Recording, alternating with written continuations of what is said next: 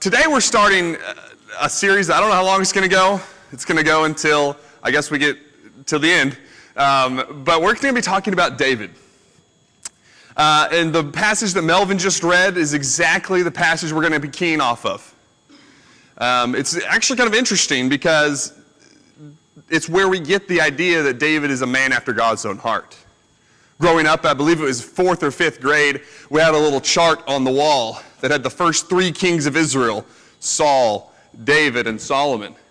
Solomon had no heart for God, nothing. It had just a tracing of a heart. He had no heart. David was full heart for God, and Solomon was half heart for God. So David had a red heart filled in, and Solomon's was half filled in. But David was a man after God's own heart. And it's kind of interesting because God never said that. David never said that. It was not even ever said to David. Samuel saying it to Saul. Like, look, Saul, God has picked somebody who's after his own heart. You're not even part of the picture anymore. And so that's where we get the idea that David is a man after God's own heart. And it's kind of interesting because David probably never knew that God saw him that way.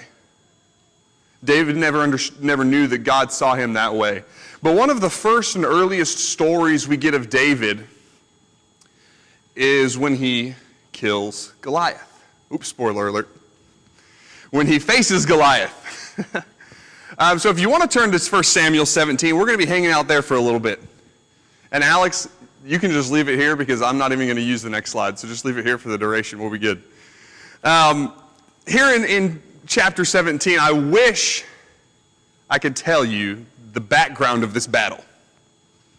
Because when you read chapter 17, verse 1, it says, the Philistines gathered and the men of Israel gathered. But I wish I could tell you what was happening before, why they came to battle, but I have no background. Other than that the Israelites and the Philistines generally just did not like each other. I mean, constantly throughout Israel's history in the Old Testament, the Philistines keep coming up, all the way back to Samson and before. The Philistines are always a thorn in the side of the Israelites. It's like they're the big rivals, right? And so the Philistines gather and the Israelites gather. And like I said, I wish we had context. But if you go back and read chapter 16, you're like, well, how did we get here? All it says is that David was playing his lyre, which is like a harp, for Saul. And so we go from David soothing Saul with his lyre to now we're in battle. There's no preface, there's no lead up, there's no like, well, this is why they're fighting, just they're fighting. And it's kind of interesting because it's not your typical battle. They've come up to this valley.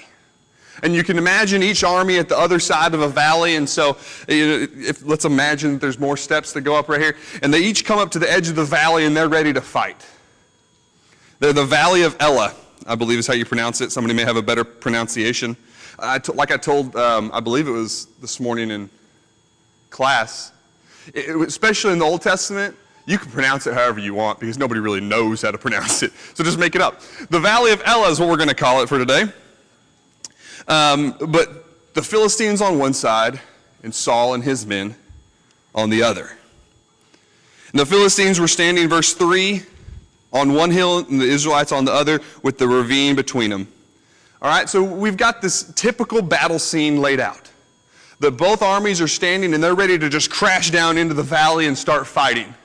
They've got their weapons. And it's generally believed that at this point in time, the Philistines were far more advanced weapon-wise than the Israelites. That they had iron and that they had bronze, and maybe the Israelites had some bronze, but not as much. But they've come to this valley and they're ready to just go crash down into it and start this battle. But all of a sudden, a champion named Goliath came out from the Philistine camp. So you can imagine maybe the Philistines are all standing there in their battle lines and they step aside and this champion, a giant, steps up. This man that has been training since he was young, and we'll get to this in a minute, called Goliath, steps forward. And Goliath is not just a big guy. He is a giant in every sense of the word. It goes on to say he was 9 feet 9 inches tall, depending on your translation. Some versions go ahead and translate that for you. But depending on what you call a cubit, we got to back up a little bit, I'm sorry. I set that down. The actual translation is Goliath is, I believe, 3 cubits, 6. A cubit is the tip of your elbow to the tip of your middle finger. And now, depending on whose cubit we use, because if I brought Sarah Figueroa up here, her cubit is way smaller than mine, right? So if we use my cubit to measure Goliath, he might be upwards of 12 feet tall. So depending on actually what measurement we use, Goliath is anywhere from 9 to 12 feet tall. So this is a big man, and yeah, we think, okay, well, that's pretty big, a 9-footer. If a 9-footer walked in here, we'd obviously point them out. But it gets even bigger when in context we remember that the average height of a man was much smaller in Israel at this time. And so if David was an average size, he's about 5'5".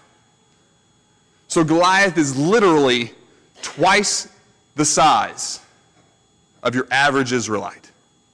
And he steps out.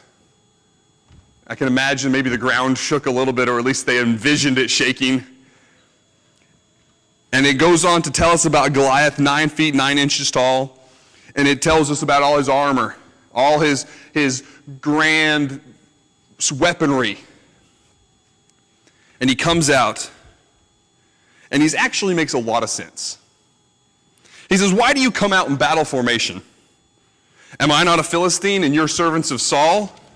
And in verse 8, "Choose one of your men and have him come down against me." Goliath is actually making a ton of sense. He's like, there's no reason for us to storm down into this valley and kill each other and have a bunch of men die. Let's just have one guy die, and then that'll be the winner of the battle. That makes a ton of sense. That makes all the sense in the world. That is great, because now we don't have to lose all these men, because they all got families, they've all got kids. So let's just kill one guy and we'll see who wins. The problem with it is it's not a fair fight, right? Goliath, this giant of a man, comes forward and he's like, all right, I'll pick on one of you. Come on, let's go. And you know what happens. In verse 10, he says, "I defy the ranks of Israel today," and they run scared. They cower away and they disappear and they run to their tents, and I can imagine it was not orderly. Maybe they were lined up and Goliath comes forward and he says this and they're like, and they all just scatter. But they were gone. They were afraid. In verse 11 it says, "When Saul and all of Israel heard the words of the Philistine, they lost their courage and were terrified." One of my favorite things to do when I'm reading Scripture is to envision it almost like a movie, because I'm a very visual person. And when you have a scene change, it's so easy to just pick that up. And there's a scene change here. They lost their courage and were terrified. Now we're moving to a different location. Now David was the son of the Ephraimite from Bethlehem of Judah named Jesse. So now we have set the stage for what's going on in the battle.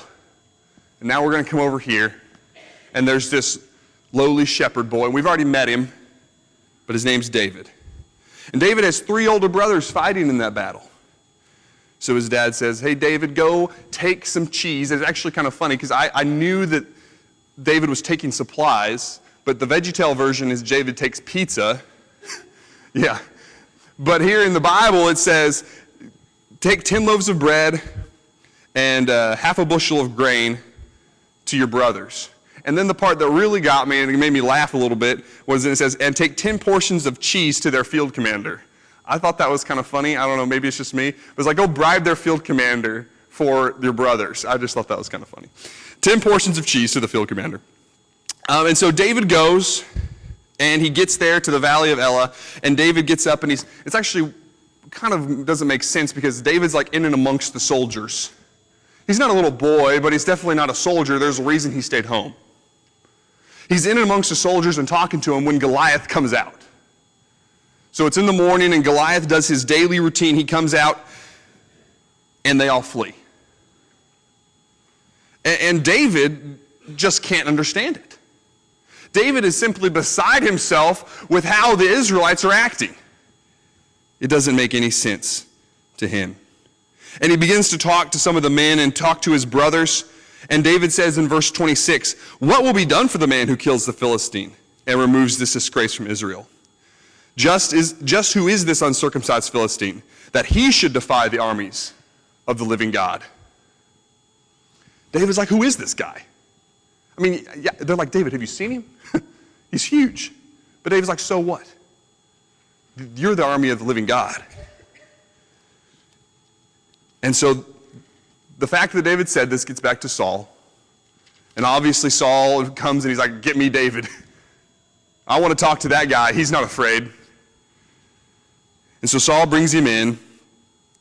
And David just straight up says, I want to fight him. Something that I think I would absolutely not do. Yeah.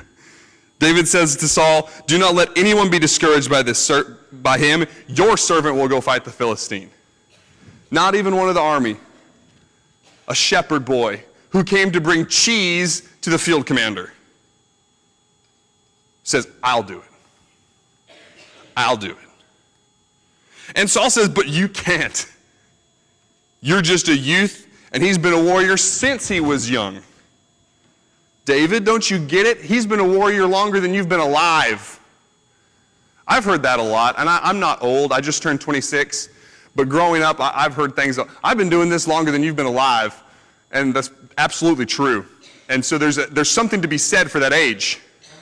But David's like, I don't care. That does not matter. I know he's been doing this longer than I've even known what the sun is, but that doesn't matter. And David goes on to tell a really interesting story that I absolutely love. David says to Saul, your servant has been tending his father's sheep. Whenever a lion or a bear, now this isn't just like a little lion, this is a lion and a bear, carried off a lamb from the flock, I went after it, struck it down, and rescued the lamb from its mouth. And if it reared up against me, I would grab it by its fur, strike it down, and kill it. Church, this is what David did. He went and rescued the lamb, and if the lion was like, all right, David, I'm coming after you. David, in some versions, mine does not. In some versions, it says, I grab it by the beard and kill it. You know that little tuft of hair that lions get, like kind of like what I've got? He would grab it by its beard and kill it. I don't think I would want to get close enough to even look down a lion's throat, let alone grab its beard. But David's like, whatever. I've been doing this. And those are God's creation. This Philistine is nothing on them. David has no fear. And he goes on to talk about his reliance on God. He says in verse 36, your servant has killed lions and bears. This uncircumcised Philistine will be like one of them. For he has defied the armies of the living God.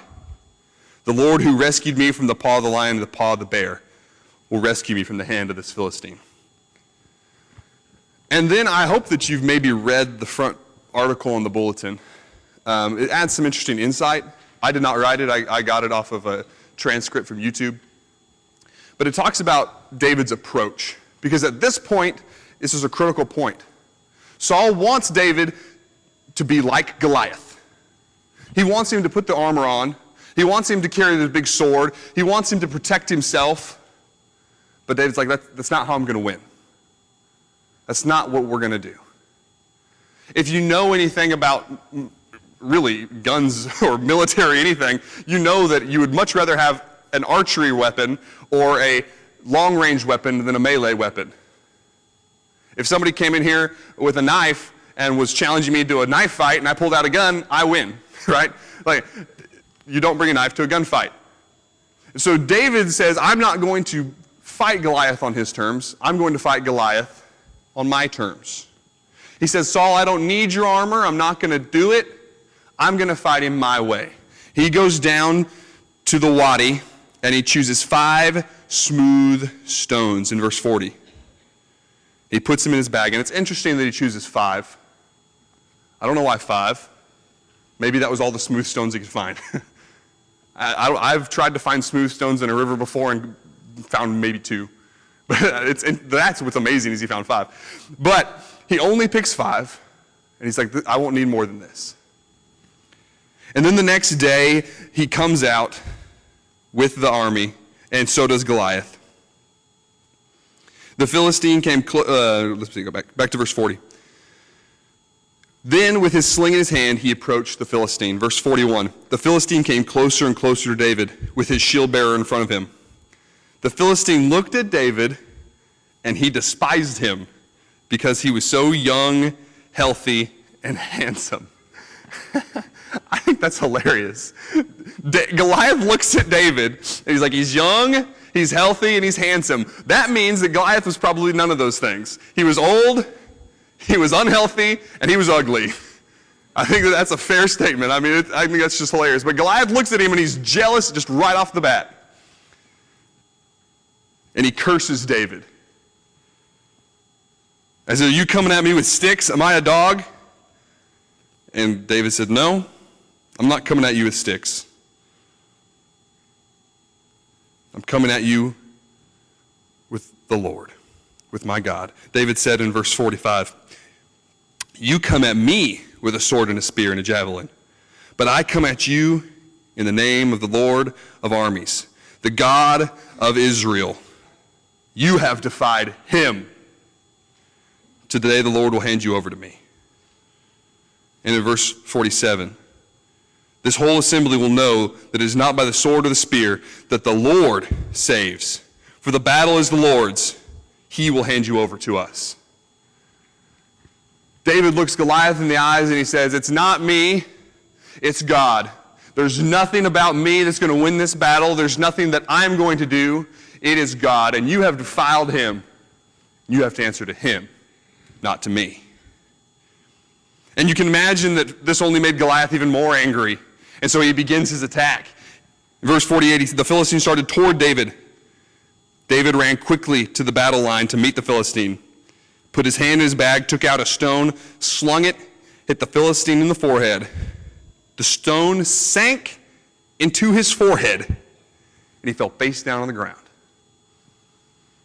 And I've always just imagined like the Goliath is this big lumbering and it just hits him and he's just like falling forward. Goliath was probably in a sprint. Because Goliath also knew what the front page of your bulletin says, is that David was not coming at him with a sword. David was a long-range weapon. He was that slingshot, a bow and arrow, a gun, whatever it is. David was long-range. Goliath needed to close that gap. So Goliath is in a full-out, probably, in at least a sprint, a mild sprint, a jog at least. And he hits him and he's falling. As you can imagine, this is just the way I envision it. It hits Goliath and he slides flat on his face right up to David. I just think that's a pretty cool image. Maybe not. But he falls flat on his face. It sank into his forehead and he died. And for the sake of not being too graphic, you can read the story on your own, the rest of it. But the point of all of this, a man after God's own heart. This is David's first big entrance to the Israelites, his big first introduction. Before this, he's been a shepherd. Before this, he's helped Saul a little bit, but this is his big arrival on the scene of Israel as their future king. And who does he fall back on? He says, it's not about me, Goliath. It's not about what I'm going to do. It's what God's going to do. That is how David was a man after God's heart. God knew that. God knew that David cared more about him than he cared about himself. So where are we? Do we fall back on God? Do we, when we come across somebody, do we say, man, why did you're being mean to me? Why are you offending me? When I try to talk to somebody about my Savior, and they say, I don't want to hear it, it's not against me. It's against my God. We take it so personal sometimes when people don't want to hear about God or don't want to hear about Jesus. But folks, it's not a personal attack. It's an attack against our God. They're not attacking you. They're attacking your Lord, which is worse. But David understood it's not personal. It's not about me. It's about what you're saying about my God. That's a whole heart of the Lord. That's what David had. It waned at different points, and we'll talk about that in the future. But David's heart was always striving toward God, even when he was lost. He wanted to be where God was. Is that where we're at? Are we striving to be where God is at? Are we striving to put our whole heart into Him? If you need help doing that this morning, if you want the prayers of your brothers and sisters, or if you want to make Jesus a bigger part of your life, we can talk about that. You can do so now as we stand and as we sing.